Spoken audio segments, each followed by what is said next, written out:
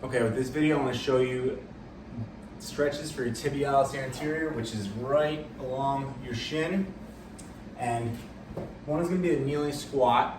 And you try to keep your feet as straight as possible. The goal is to feel the stretch over here, either on top of the foot, in front of the ankle, or up here. If you're feeling it jamming or a pain by your Achilles, then you're going to have to work on that first before you do the stretch, because you're not going to be getting much of a stretch, you'll be getting more of a pain. So it's going to irritate the back of your ankle. So this is kneeling squat. To make it more extreme, if need be, you put your toes onto a roller. That's going to stretch it further. Leaning back is also an option. You can do this without the foam roller too, and you'll feel a good stretch.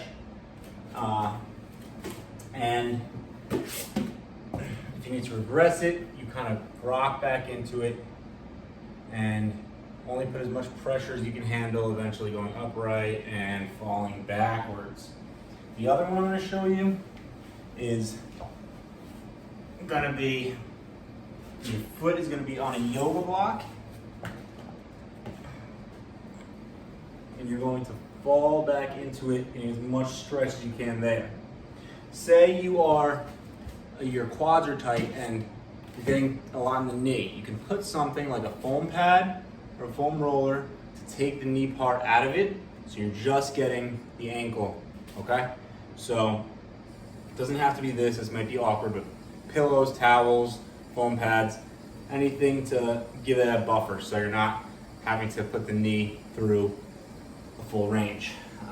But yeah, just like every other stretch, you want to settle in for at least 1.5 minutes, upwards of 3 to 5 minutes.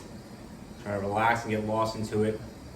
If you're doing a longer stretch but it's getting really uncomfortable, you could bounce out for a second, but then hop right back in. And another thing I like to do before that to help make that stretch work better is a tib roll of sorts. So level 1, you could look at my bone saw video if you want more details. Level 1 is just putting the anterior tib on the roll and rolling up and down. And level 2 is doing the bone saw, which is, you're not going on the shin, you're going on the anterior tib. You want to go all the way to the top, and all the way to the bottom, and you add something to it by moving it to the range.